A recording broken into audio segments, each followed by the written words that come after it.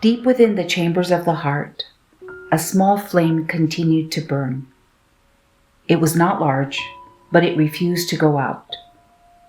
As its light reached farther into the darkness, hidden things began to be revealed, things that I was not aware of.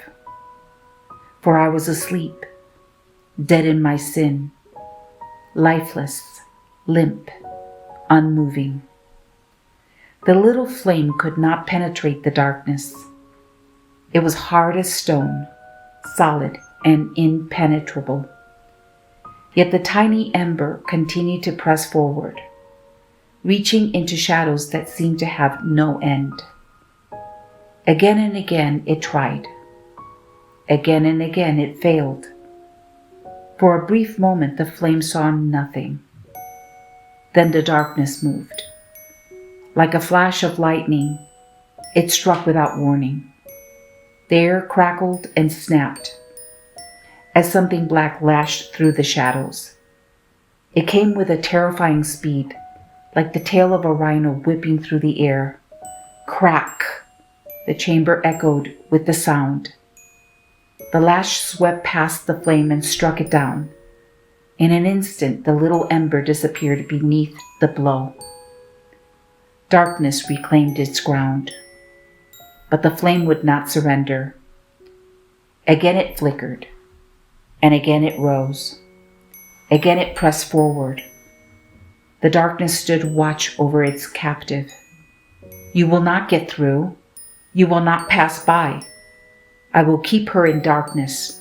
I will keep her asleep. Hush, little baby, don't you cry. Do not awaken. Do not see the light. I have you trapped.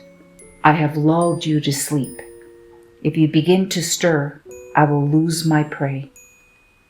I fought too hard to bring you here, and I will not lose you now. Yet the flame stood tall. It would not cower. It had a mission. The bride must awaken.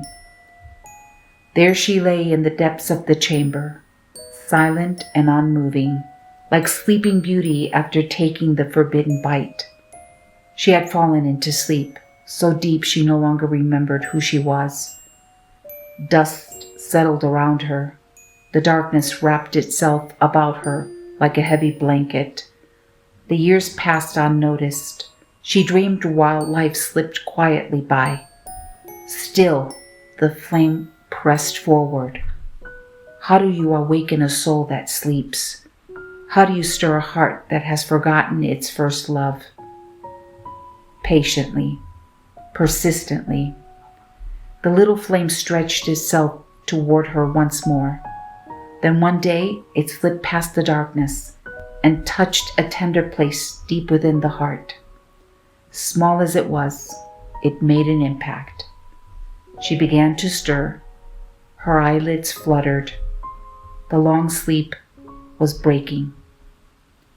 Memories flooded back like water bursting through a broken dam. She remembered who she was. She remembered whose she was. Far off in the distance, she heard his voice.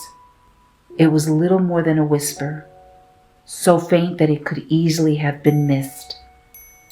Yet, hear it she did. And at the sound of that voice, desire began to awaken within her. The lover of her soul was calling. Rise up, my love, my fair one, and come away. For behold, the winter is past. The rain is over and gone. The flowers appear on the earth. The time of the singing has come. The voice seemed to grow stronger with every word. Rise up, my love, my dove, and come away with me. I lifted my head. I reached for his hand, and he lifted me from the pit of sleep. He delivered me from the kingdom of darkness and translated me into the kingdom of his dear Son, into his marvelous light. That tiny ember that once struggled against the darkness now blazed like the sun. The day star rose from the depths of my conscience. The long night was over. The sleeper had awakened.